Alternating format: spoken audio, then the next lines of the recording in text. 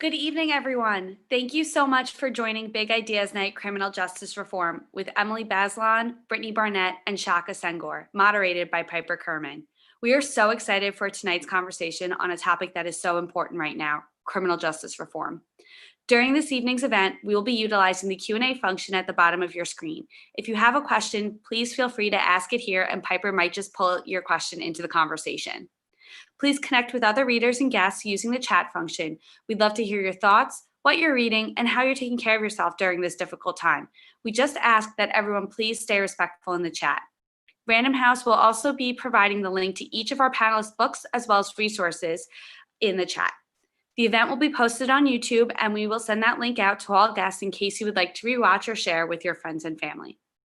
I am honored to introduce our moderator for this evening, Piper Kerman. Piper is the author of the memoir, Orange is the New Black, My Year in a Woman's Prison. The book has been adapted by Jenji Kohan into an Emmy Award-winning original series for Netflix, which ran for 7 seasons.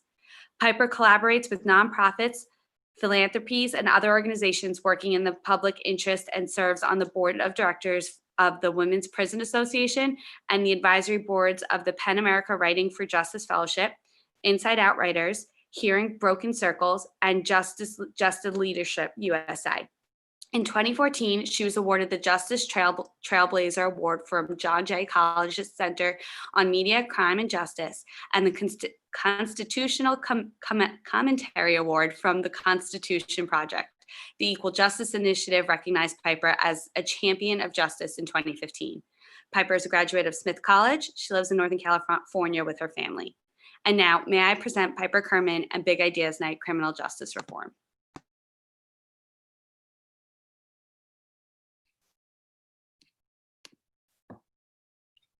Hi there, everyone. Thank you so much to everyone who has tuned in and joined us in this evening, wherever you are in the world.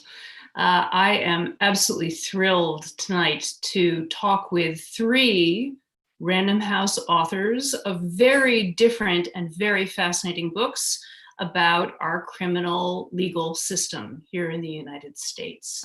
A system that I know very intimately, but a system that is so enormous and complicated and multifaceted that it can seem really, really hard to wrap your head around and understand.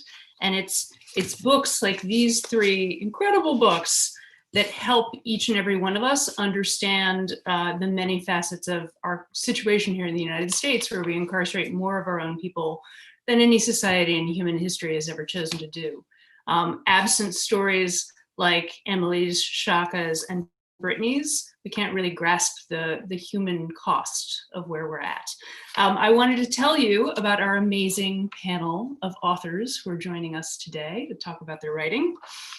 So, first and foremost, Brittany Barnett is an award-winning attorney and entrepreneur focused on social impact investing. She is dedicated to transforming the criminal justice system and has won freedom for numerous clients serving life sentences for federal drug offenses, 7 of whom received executive clemency from President Barack Obama. Brittany has founded several nonprofits and social enterprises, such as the Buried Alive Project, Girls Embracing Mothers, 16 Capital Partners, and Milena Rain LLC. She has earned many honors, including being named one of America's most outstanding young lawyers by the American Bar Association. Emily Bazelon is a staff writer at the New York Times Magazine. She's the Truman Capote Fellow for Creative Writing and Law and a lecturer at Yale Law School. She is the author of the national bestseller, Sticks and Stones, Defeating the Culture of Bullying and Rediscovering the Power of Character and Empathy, and the New York Times bestseller, Charged, the New Movement to Transform American Prosecution and End Mass Incarceration. She's also a co-host of the Slate Political Gabfest, which is a popular weekly podcast. And before joining the Times Magazine, Emily was a writer and an editor at Slate, where she co-founded the women's section XX.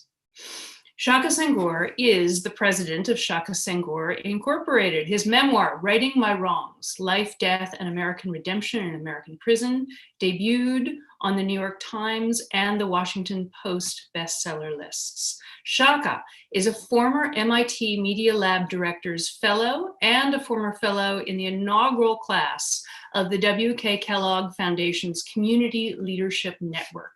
His 2014 TED Talk was featured in their Year in Ideas Roundup and has earned over 1.6 million views. Shaka is the recipient of numerous awards, including the 2016 NAACP Great Expectations Award.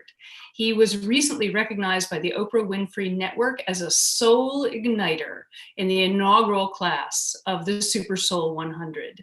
Shaka has taught at the University of Michigan, and he shares his story of redemption around the world. So yeah, pretty incredible group of three and so much to talk about.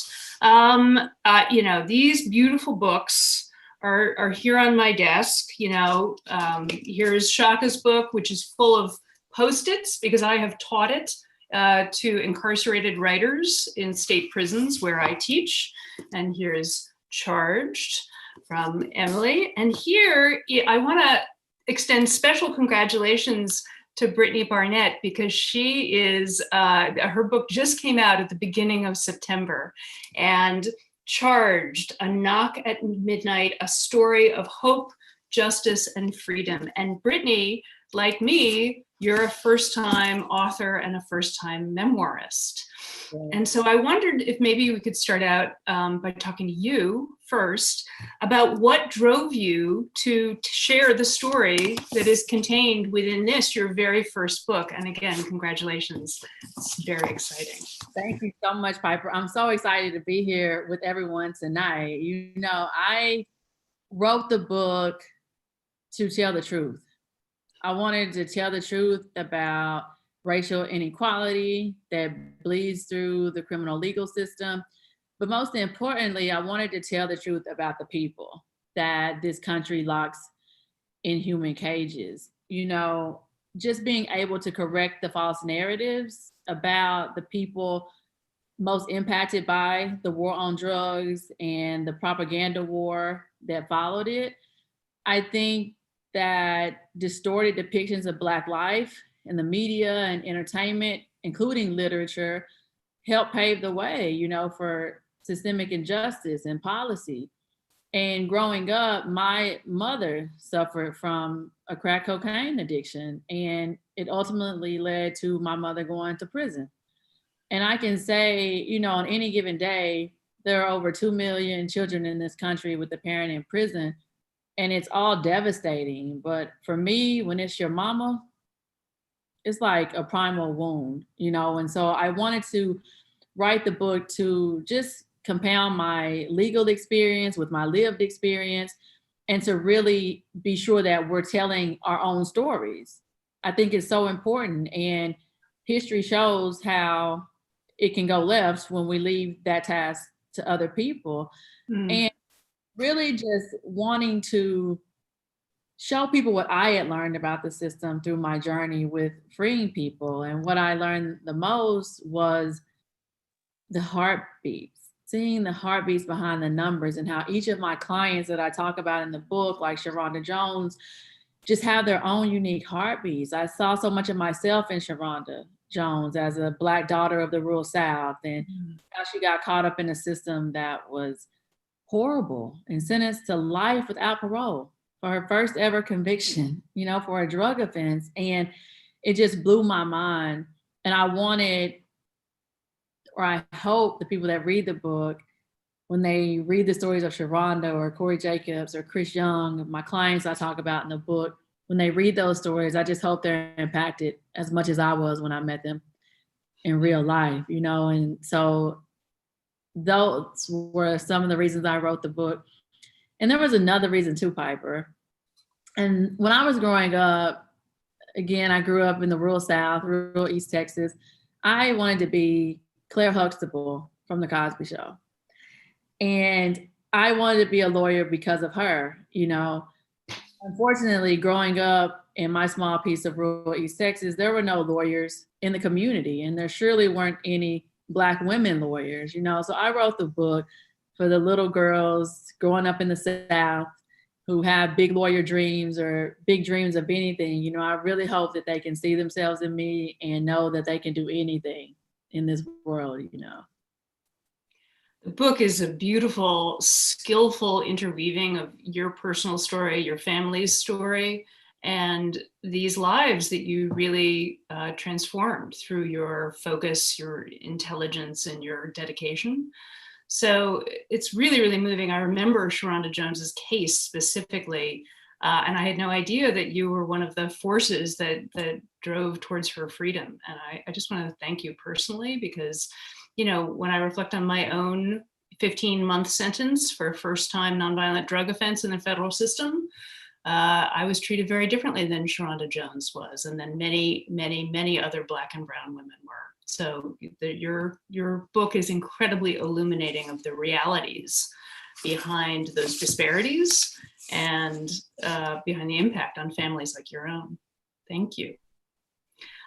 Shaka, me go way back. It's really nice to see you again, my friend. And again, I have taught this book to incarcerated men and women who read it with tremendous interest. You know, Shaka, you have written, you know, Brittany is a first-time author. You have written many, many books. I think, was it 19 novels that you wrote while you were incarcerated? No, I wish. I actually spent 19 years, but 19 years, right? Yeah. But you wrote a lot of fiction, and you've written a lot of different types of books. You've written a lot. You're a prolific writer. Can you tell us a little bit about what drove you to write this particular book, which has met with such an incredibly wide audience since it was published in 2016? Yeah, no, thank you. That's really a great question. When I began my journey as a writer, it was largely based on me being inspired by all the books that I had read and how transformative those books were in my life. I was really fortunate, you know, during my incarceration to meet some of the most incredible mentors in the world.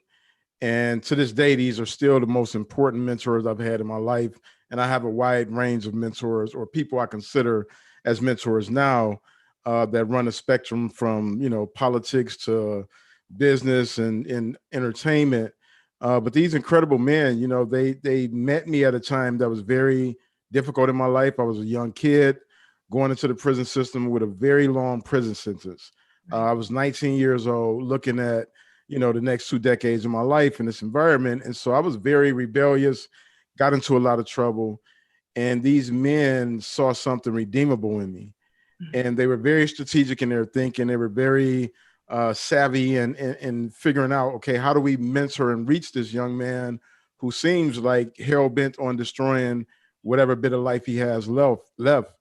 And they found their way in through literature. And, you know, when people would ask me, like, what's the most important book you've ever read?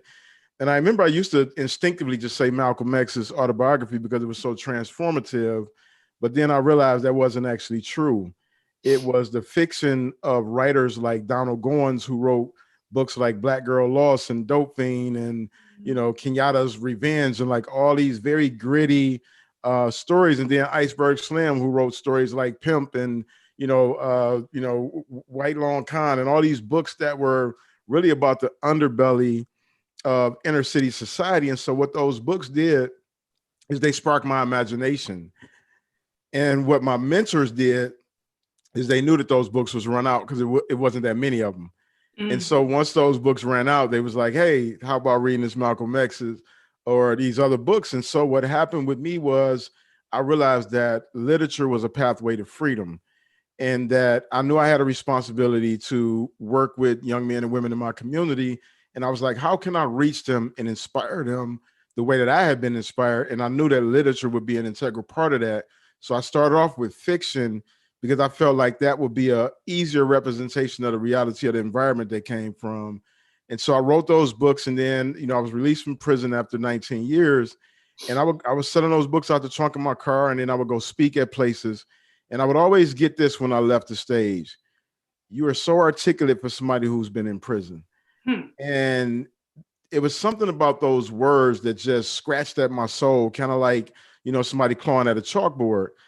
And I thought about it, and what it resonated with me was that to me implied that people in prison weren't articulate. They weren't literate, and they didn't have the ability to creatively express themselves.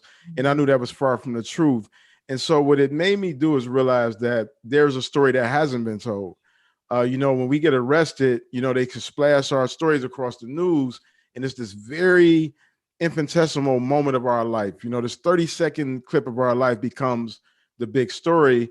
And I knew that I had a responsibility to tell the truth about what my experience was. I was an honor roll kid growing up in, working class, middle class Detroit with dreams of being a doctor. And things happen in my household that we don't often talk about in society when we talk about adverse childhood experience, early, traumatic experiences, and how those shape behaviors. And then I was shot at the age of 17 and had never got any treatment for that. And it wasn't until years later I realized that I was suffering from PTSD, and that many of the students that I was mentoring had those similar experiences. And so that inspired me to write Righting My Wrongs, because I really wanted people to understand that there was a child behind, this crime that I was convicted of. I was 19 at the time. And there was a child who had experienced, at that point, 15 years of abuse of every level and every magnitude. I mean, the level of trauma I've experienced in my life sometimes is shocking to me, even when I reflect back on it. But I wanted to be able to articulate that in a way to help people understand that people don't just wake up one day and say, hey, I'm going to throw my life away and end up in prison. There's typically a series of things that happen in a personal level, and then a series of structural and systemic breakdowns that has created this massive system that just swallows up people who come from marginalized and traumatized communities. My students love your book, and they view it, in the exact way you've characterized it, as something that is revealing of how a person can trace their own path and make sense by looking back and also starting to look forward. Absolutely. Thanks for that. Emily, I feel like I've been reading your writing for many, many years. You're one of the most noted legal journalists out there. And, you have really covered, a wide spectrum of legal issues, including but not limited to the criminal system. What drove you to write Charged? Your second book. Your first book was about bullying, which is, of course, sort of violence and disorder in the community. But what, of all the things that and you know a lot about the system very broadly, what drove you to hone in on the subject matter of Charged? Thank you so much. I feel such appreciation and mutual fandom for all of you. It's really an honor to be here with you.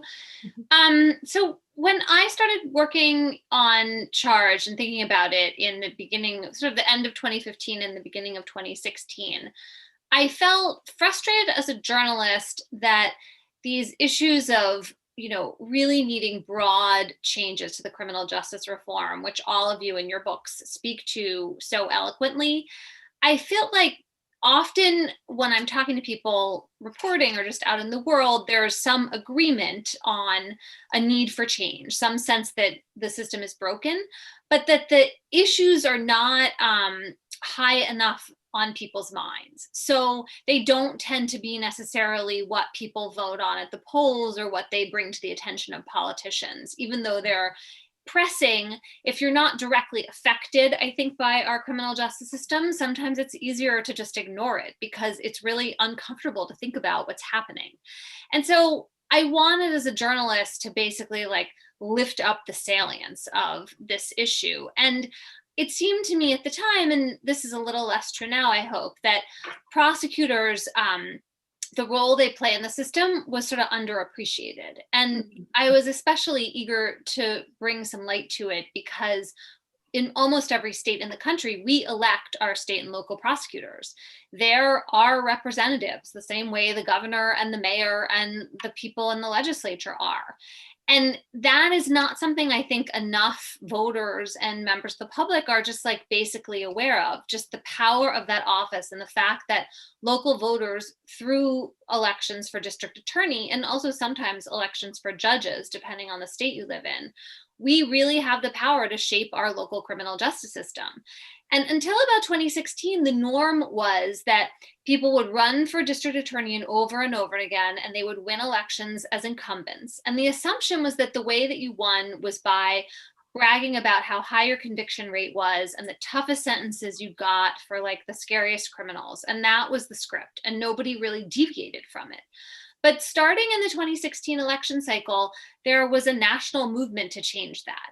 And it's taken place city by city, largely driven by local groups that often are really focused on increasing turnout among communities of color and low-income communities that are directly affected by the criminal justice system.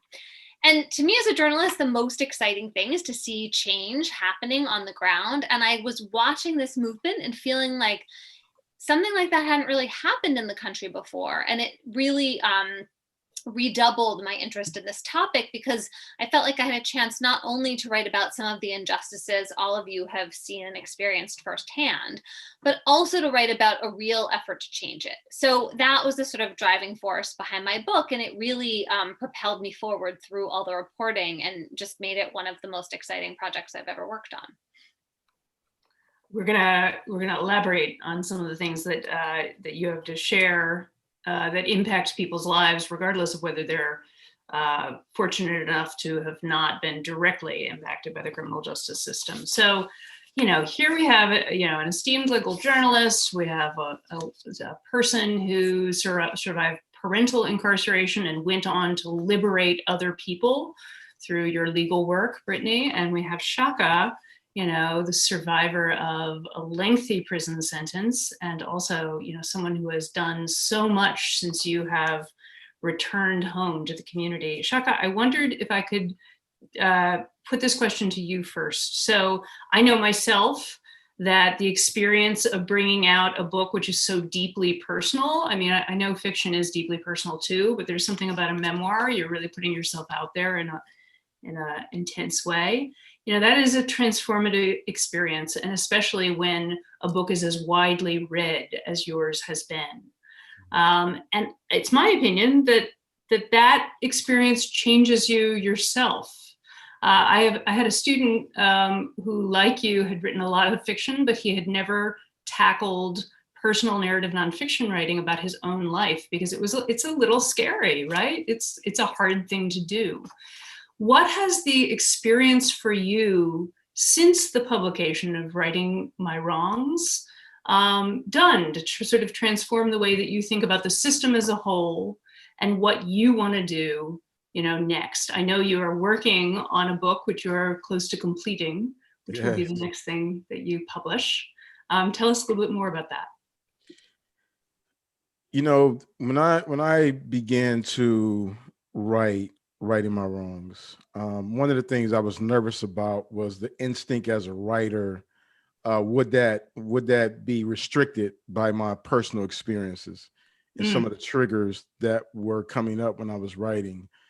And my instinct, and it's always been that way, is always been to protect the people around me and protect the people that I love and I care about, even when they've done me harm. And so I was like, okay, how much of my story can I share? And I remember being in a classroom, and I had a student, a mentee, and she would always be quiet in my writing group. And one day, she called me to the side and she shared a story with me about something that was happening to her in her household. And her mother wouldn't believe her and actually blamed her for what was happening. And in that moment, I felt this great sense of responsibility to share all of my truths, because I knew that there were kids who didn't have a voice or who were afraid to use their voice. And so three of the things that I struggled with was, one, I had never really talked to anybody about being addicted to crack cocaine as a 14-year-old kid, because I didn't know how to process that experience other than through shame. I had never talked to anybody publicly about attempting to commit suicide at 16, because when you grow up in a community like I grew up in, it's frowned upon and seen as a weakness instead of the cry for help that it really was. And finally, the third thing that was really difficult was to talk about my mother being, the woman who abused me, and my dad who was complicit in that. And largely because in the Black community, I don't know what happens in other communities. I can only speak about my community. The idea of abuse, one, isn't handled with the delicate care that I think is necessary for, kids to actually get help and seek out help. And so those things were really hard to unpack, and they've caused me great deals of tension with my family, as you can imagine. But on a therapeutic level, it was so healing to be my authentic self, all the way down to, dredging up those old memories. And what's happened in the time since it's published, and a lot of people don't know this, I originally self-published the book in 2013, and then it got picked up after a few years. But the stories and the letters and the inboxes and the messages for the last 4.5 years straight, I've not gone a day without somebody inboxing me or sending me a message telling me that those words have saved their life, has helped them, think about how they parent with their own kids, and think about, the healing that's necessary for their own childhood. And so it's been a phenomenal experience just to bear witness to that and to be a support for that. And I'm like the person that actually responds to pretty much most people in my DMs. And because my work is such a personal, relational work. And I'll wrap by saying this is the new book that I'm working on, I personally believe is some of my best writing. I am so inspired. I haven't been this inspired to write something. And it's different from writing my wrongs, because writing my wrongs, I needed to write that. I needed to tell that story. This is something that I want to tell because it's a series of letters to my sons. And I get a chance to express the depth of love that I have for being a dad, but also the depth of pain that I felt from being an absent dad to my older son.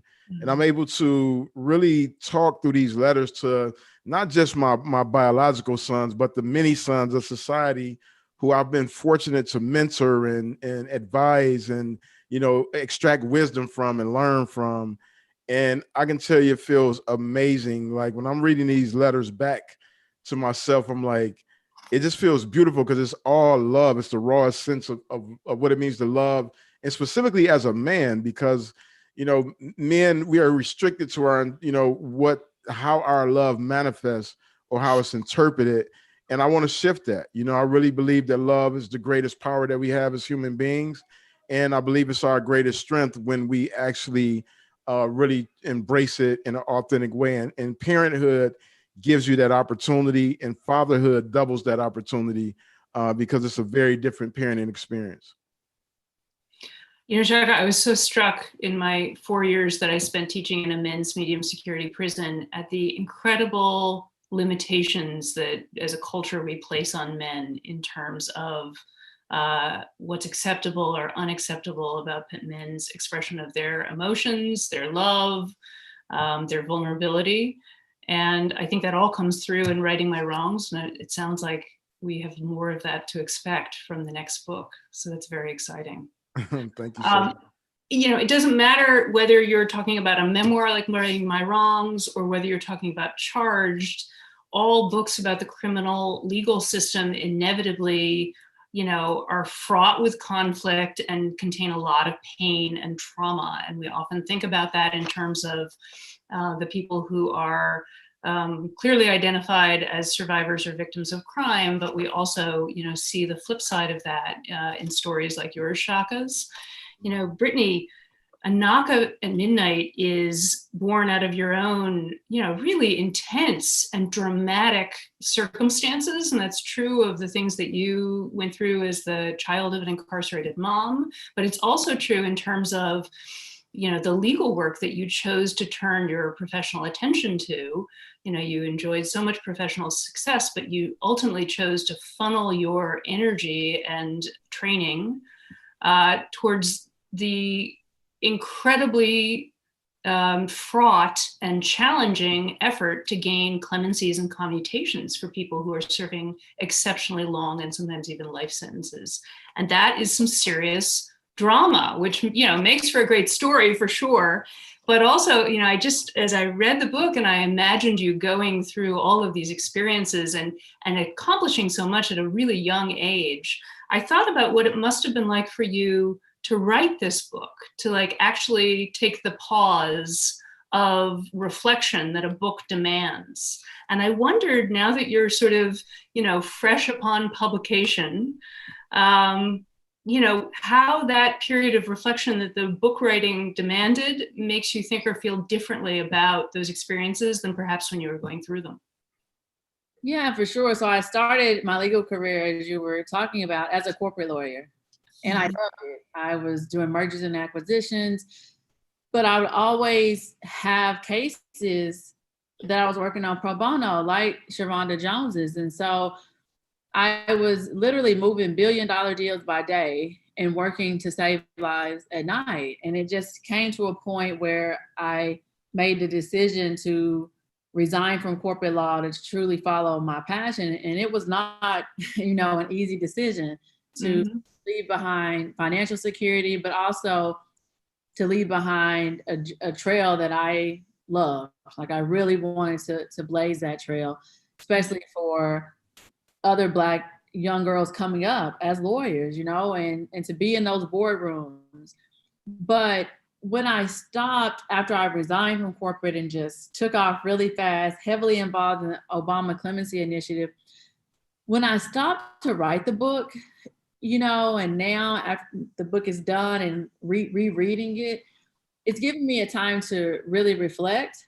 And I realized that for me, the definition of freedom evolved over my journey, you know, and I think about my client, Chris Young, who I talk about in the book. And Chris was 22 and ultimately sentenced to spend the rest of his natural life in prison for a drug offense, and a low-level drug offense at that. One where his involvement was so minor, even the federal judge who sentenced Chris to life said that he was barely touching the totem pole.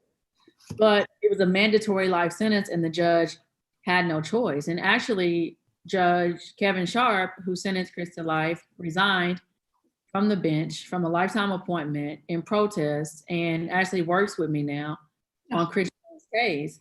But going through Chris's case, more importantly, his life and how he grew up in Clarksville, Tennessee, just facing severe poverty and trauma that no child in America should ever have to endure. You know, Chris, his mom had a drug addiction like mine, and he and his brother were all they had. And his brother was 4 years older than him.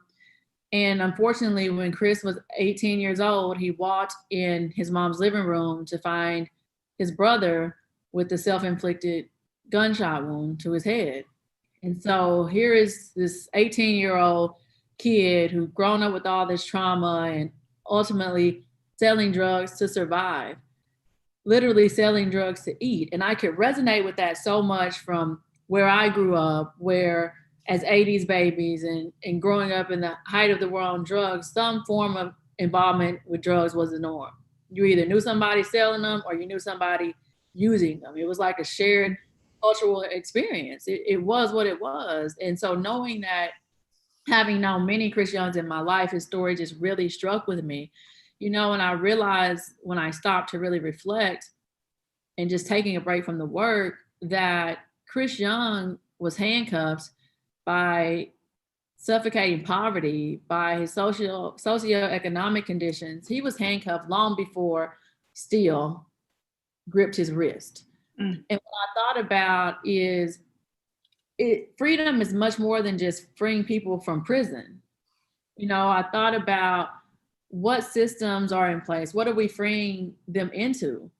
And since leaving corporate, you know, I've co-founded the Buried Alive Project, and we freed over 50 people serving life sentences for drugs. And when I look at my clients and just how well they're doing, but also looking at clients across the country and when they're released and they're going back home, you know, and I know that we can't keep rescuing people from prison and restoring them to poverty. And so one of the things I'm really focusing my energy on these days, Piper, is how do we create sustainable liberation? How can I bridge the gap and really combine my corporate experience with my passion to transform the system to provide economic opportunity, to give people like Chris Young chances? Chris is brilliant. He has taught himself to code in prison without a computer.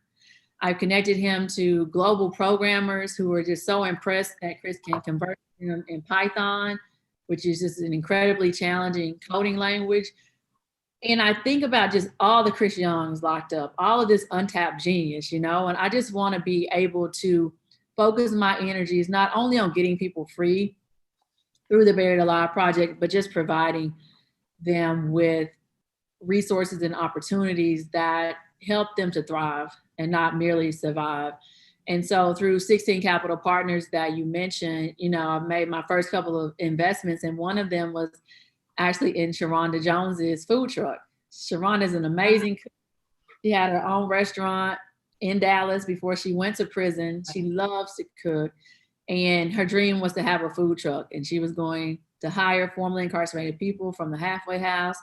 And, Sharonda has her truck. She's working on designing her logo and getting the inside all in compliance with the city of Dallas. And she's calling the name of her business is Fed Up. And it's a play on being in the feds, the federal system, being fed up with the system, and people truly having their bellies fed from her delicious food that I've tasted so many times, So for me, that time to stop and reflect as I wrote the book and after, I'm really wanting to take the work that I do to ensure that I'm fulfilling my highest and best use in the world. And that's to help create sustainable liberation. I love that continuity. I always say to folks, you can't sort of nibble around the edges, or we can't just go into one segment of the criminal legal system and fix it. It's a holistic approach that has to have its roots in economic justice and social justice as broadly as you describe. So Emily, one of the things that Charge does so well is bring forward individual cases. You follow Kevin and Nora, like two different young people in two different jurisdictions, one in New York, one in, I believe, Minneapolis. And all of the things that both Shaka and Brittany are talking about are reflected in the stories of Kevin and Nora, that really, provided this incredible heartbeat for this book. But you also have a lot of prescriptions in this book. And, here we are, mercifully, very close upon our election. And so, some of the things that you talk about in Charge relate to electoral politics. I sort of wonder, if you had asked me 10 years ago whether we would be talking about prosecutorial elections or, bail reform on ballots, I would have been skeptical. And so the world has shifted in some ways. I wonder at this moment in time, what you think that voters should be having top of mind. And I also am going to reflect back to Brittany and Shaka around this. When we think about specific reforms that can remedy some of what we've heard, what we've talked about already, some of the hurt and the trauma that is lodging in the criminal justice system and is certainly not being healed or cured. Emily, what do we know? What can we reflect on out of Charged that everybody who's listening can take away and think about over the next 2 weeks and going forward? Well, all of you are so correct that the injustices of the system are embedded in all these other injustices, and the same people who suffer evictions and don't have access to great schools and are constricted by housing segregation are also impacted by the criminal justice system. So there are ways in which it's like a giant problem of American society. But sometimes it's useful to kind of focus in to be less overwhelmed. And I think that elections for district attorney are a way to do that. And so in the November election, there are some big cities with important DA's races on the ballot, including Los Angeles and Phoenix, Maricopa, Arizona, and then part of Atlanta. And so, these are places where the district attorney has power over millions of people, and his or her policies make a big difference on things like who has to post expensive bail in order to have a chance of freedom before trial, before you're convicted. And we know that, and this is obviously clear too from Brittany and Shaka's work, like we know that people who can't post bail are then at much more liable to plead guilty to the crimes they can commit. They're accused of, either whether they did it or not, because that's a way to just get out in the moment and maybe save your housing or your job or your kids. So that's one important vehicle for reform to watch. And another is just to shrink the whole footprint down. I mean, you said in the beginning, Piper, that we have more people incarcerated than any society ever. And so when you just think of the vastness of that and how unnecessary it is and the harm that it's doing in terms of ripping families and individuals and communities apart, that just is this big wound that we have to heal. And because our criminal justice policy to a large degree is local and state based, that means that we have to pay attention to those elections. There are really important things at stake, obviously, in the presidential campaign and in races for Senate and Congress, but really the power of the system lodges in state and local offices. And so it is worth looking at down ballot at those races in your community and evaluating your choices based on where people stand on these issues and just asking questions about it. Because just asking questions forces candidates to think about these questions. Also top of mind for me in this moment of coronavirus is the fact that jails and prisons have been among the super spreading facilities in the country. And of course, that is because the virus comes in from outside. And the people who are trapped in those jails and prisons are at a lot of risk for this virus. And then because it spreads in the virus, sometimes among people who are leaving and also among staff, that puts the communities that the jails and prisons are located in at risk. And so again, we have this kind of unnecessary harm that we're doing that is literally playing itself out in the midst of the coronavirus pandemic. And then the third sort of specific thing I wanted to mention is a story in Florida that I watched and reported on for the New York Times, which is this effort to re-enfranchise people with former felony convictions, often from years ago. This was a big ballot initiative in 2018. Called Amendment 4, and it was a really big victory. More than 60% of people in Florida voted to re-enfranchise these folks who often call themselves returning citizens, which is a term I really like. And it was like very uplifting for the people who were going to be able to vote. And I think for a lot of other people in the state to feel like they were providing this second chance, this second effort at citizenship.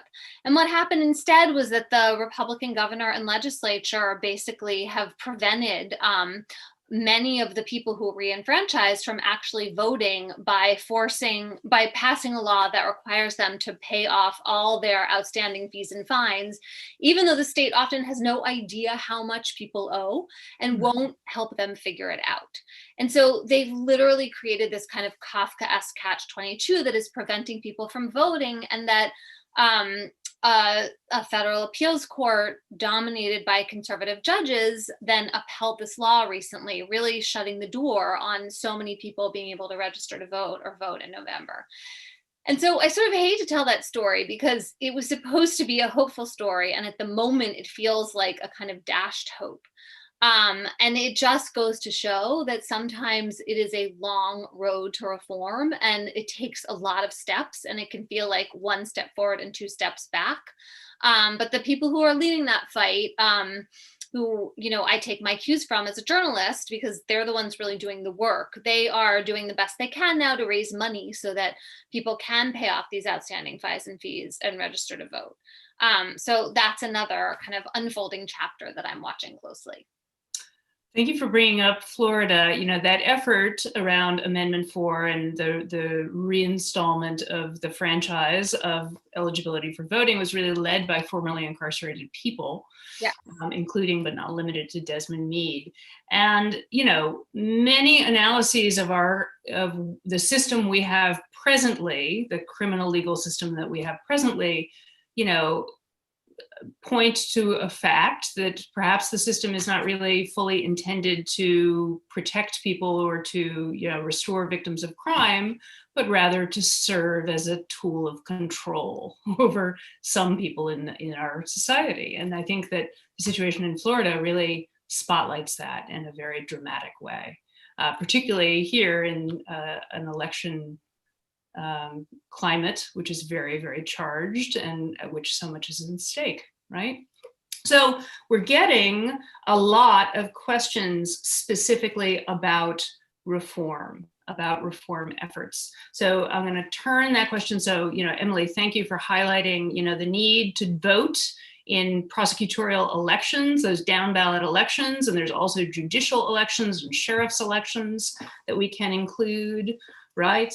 And so I'm gonna turn this, we're getting a lot of questions in and I wanna make sure that we get to some of those questions, but I'm gonna pose this question, same question to Brittany and then to Shaka. Amanda is asking what you see as the most effective ways for the average citizen to demand justice reform and to make that change. So, you know, obviously Emily's flagged some of them, but Brittany, what would your advice be to Amanda and to the other folks who are watching? You know, I would have to piggyback off of what Emily was saying. Vote early, vote. The people elect members of Congress and state legislators that put these laws into place. We have people serving life sentences today for these drug offenses that I talk about in the book under yesterday's drug laws. And so as a lawyer and lawyers, we're forced to work within the bounds of laws that are outside the bounds of moral consciousness. It's frustrating, it's aggravating, it's preventing freedom and liberation for people. And the way to change that is to change the laws. And the way that we change the laws is by electing people who have our shared interest when it comes to this criminal legal system, which is flawed in design. You know, that point is beyond legitimate debate right now. And so being able to vote and knowing what is on the ballot, you know, marijuana legalization, for example, is on the ballot in several states. Medicinal use is on the ballot in Mississippi right now, you know, and there are people serving life sentences in federal prison right now for marijuana, like my client Farrell Scott, who says he sold marijuana and got a life sentence, and other people are selling marijuana and getting a life savings. And what sense does that make? And for us to be able to really change things, I know it sounds so mundane right now because we are in such a charged election season, but voting is imperative. It is truly imperative. Yeah, with marijuana, I want to also point out that even though those harshest of sentences don't necessarily come down for all marijuana folks, what I would know is that for so many people, and especially for young men and women of color, often their first contact at a low level, at a misdemeanor level, you know, involves some sort of low level marijuana charge. But once you get into the system, that's a spiral, right? That's hard. It's harder and harder to escape that system once you have system contact. And that's the real utility, I think, of marijuana being illegal, is that it affords an easy way to control certain communities at a sort of an everyday level. So Shaka, what about you? You know, what if you had to focus Amanda and our other listeners or viewers on what they can do in their own communities, what would you recommend? Yeah, I mean, I've been really fortunate to be on the front lines of a lot of the shifts in criminal justice reform throughout the country as well as locally. Actually, we met during a bipartisan summit, which was the first time in the country that had happened, where we got both parties into a big space and had a real conversation about criminal justice reform. And I think there's a few things. One, Brian Stevenson always talks about proximity. We have to just be in proximity to the issues that we care about. And the way that the war on drugs campaign was ran, it made people run in the opposite direction of, out of fear and things of that nature. So the thing is, we got to run to the problem. We got to go to the source of the fire, which means we got to go to the communities that are most likely impacted by these laws. I think legislation is extremely important, especially now. I think this should be the last election where we're ignorant about how and why voting is important. I think we've lived in kind of this bubble of being clueless for so long, largely because we live in an entertainment-driven society. But I think storytelling is integral to all of that, right? If you go back and you think about the groundswell of support around this issue, you can think about Michelle Alexander's book, The New Jim Crow, being able to really focus on, how this new model of enslavement and marginalization took place. And of course, Orange is the New Black, the storytelling of that, right? The humanization, like we would be irresponsible to not acknowledge the way that generated conversation about who's actually in prison. And then of course, Ava DuVernay's brilliant film documentary, The 13th, the ability to structurally put into a deliverable, a piece of content that makes sense of the madness of our system. So I think all those things are integral to shifting and engaging. And I always tell people the quickest thing that you can do is volunteer at a local jail, a local prison, and understand who the people actually are. Nobody should be defined by their worst moment. People should not be held hostage to their past in a way that we do, with the expectation that, people will somehow come out and thrive if you're constantly slapping their hand every time they reach for an opportunity. And so, I've been very adamant about that. And I mean, I'm one of the fortunate ones that had a skill set that allowed me to be successful across a few different areas. Like, I'm successful in tech, I'm successful as a writer, as an entrepreneur. But that even with all the success, there's still all these barriers of entry that I'm constantly fighting on a personal level, not just a systemic level, but as a personal person who I'm a homeowner.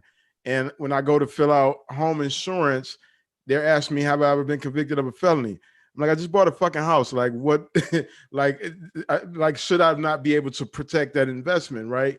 Life insurance, things that people aren't thinking about, that I just want to take care of my son in the event that something tragic happens.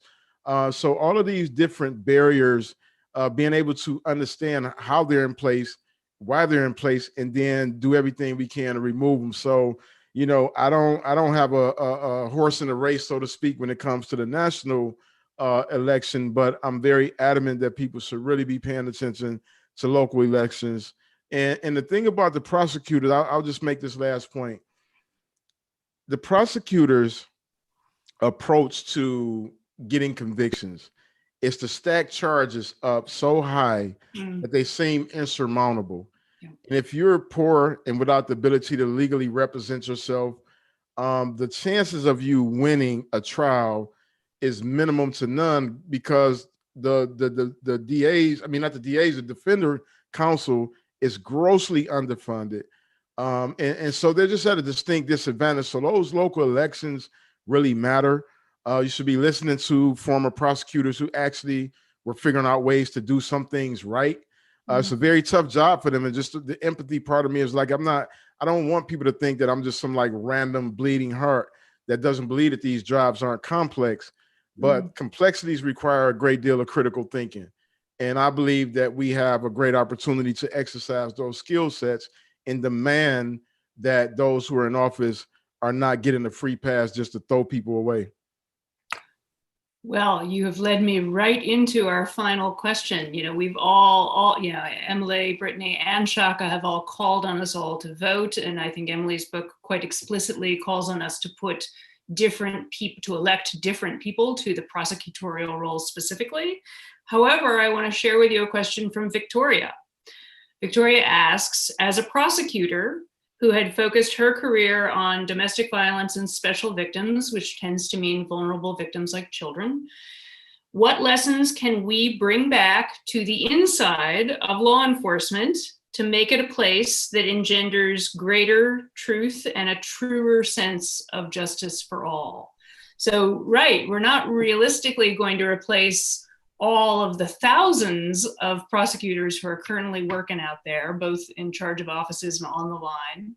So what would, as a final question to each of our panelists, what would you want the people currently in those seats of extreme power over people's lives to not only think about, but to do differently? I can dive in because I actually answered in the chat. But I would say, you can't do criminal justice reform work without trauma-informed care and adverse childhood experiences being at the core of that work, especially when you're talking about any interpersonal violence. I personally believe that hurt people hurt people. Mm-hmm. I believe that it's a cycle that for some reason in this country we choose not to address. We don't address the mental health calamity that is our system currently, and the role that plays in mass incarceration. I spent 7 years in solitary confinement, and I witnessed the most egregious mental and psychological and emotional abuse of system impacted people in that environment. And it wasn't just because there was an abuse of power, there was an inability for the correctional officers to actually understand mental health issues and to not criminalize them in the same way that our policing plays out in society. And so I think that if we're going to solve any of these problems, we have to start with the roots of violence, the violence of capitalism, the violence of oppression, the violence of locking people out of opportunities to engage in a constructive and meaningful way. And once we begin to address those things, I think we can create and produce some very different outcomes. Thank you. Brittany, what would you counsel for Victoria, our career prosecutor? I would totally piggyback on what Shaka is saying. The adverse childhood experiences, are crucial in acknowledging, and to be able to acknowledge those, we have to see people as people. We have to see the heartbeats. I'm so big on seeing each individual person for who they are, and I think that the human element is critical, it's necessary, but it's often the most ignored, even though it's so necessary to drive impactful change within this legal system. And so seeing people as people, I think, is very necessary. Okay. Emily? I think that you just you have to make sure not to kind of grow cold-hearted, right? Like when you're surrounded by people who are in trouble, and it's hard to have empathy for all those different people and to actually open your heart to them and see them as individuals. And so I think often the repeat players in the system kind of numb themselves and stop having real hope, because it's easier to just go through the motions than it is to really think about the fact that people's lives are at stake. And I think you have to hang on to a sense of urgency, and a sense that so many people will take a second chance and actually make good on it and run with it. And then you have to fight against the parts of the system that are pushing against that all the time. One of my favorite people to talk to in this vein is a social worker who's a character in my book, named Maxine Kreingold, who works with young people in Brooklyn who've been charged with carrying a gun. And when I started this reporting for my book, I remember one of the first things he said to me was like, "You're really going to write a whole book about this? Like, that people think of these kids as like throwaway kids." And that was so alarming and upsetting to me, the idea that anyone would think of any child or young person that way. But I realized that Maxim's whole job was to never, ever think that way, and to think of each of these kids as someone who, with the right help and tools, could overcome their circumstances, could just move on with their lives. And so I really took that as my cue in this reporting, was to kind of hang on to that idea. And I think in some ways, if you're a reporter and you're diving into a few people's lives, it can be easier to do that than if you're a judge or a lawyer or anyone else, a probation officer, someone who's dealing with lots and lots of people. And so I recognize that challenge, but I think it's absolutely crucial. I thank each of you for those words of wisdom. I guess I would simply say to Victoria and to everybody who's listening and who's joined us, and sadly, I mean, I could talk to the three of you all night, but I appreciate that question from Victoria. And I guess what I would hope is that every single prosecutor, every single police officer, every single judge, every system player who exercises a lot of power might start every day with this maybe taped on their bathroom mirror, that retribution is not the same thing as justice. And that pursuing justice is actually a much more challenging and difficult effort than exercising retribution, but that is actually what we need. And that's what victims need and survivors of harm need, is justice, and not simply retribution. So I thank each and every one of you who joined us this evening for this discussion. Again, these 3 books are just wonderful. Brittany Barnett's A Knock at Midnight, Shaka Senghor's Righting My Wrongs, and Emily Baslin's Charged. If you haven't read these books, they're fantastic, and I encourage you to get them. And I just want to echo all of our panelists and ask each and every one of you who is eligible to vote in this election to get out there and vote if you haven't voted already, and be a justice voter. Right. I want to flag also that there's a fantastic resource section at the back of Charged, and that both Shaka and Brittany have web presence, which puts out a lot of resources in addition to the wonderful contents of the books. So thank you all for your generosity with your incredible stories, and all of that you've learned that has informed these incredible titles. And thank you to Random House for having us. And thank you Shout out to Random House. Random House get all the love. Oh, sorry, Penguin Random House. I always forget the Penguin. in our imprint Convergent. But thank you, Brittany. I love you, Piper. Emily, I'm just getting to know you, but I'm growing to love you already. So all right, good. Then it was all worth it just for that. Brittany, congratulations. Welcome to the world of publishing, and thanks so much for giving us an excuse to make this happen. Thank you. Wonderful, wonderful. I'm not sure if the fine folks from Random House have a final word for y'all or not, but if they don't, then I'm going to thank everyone who joined us and wish you all a lovely evening, and stay healthy and stay safe in these tricky times.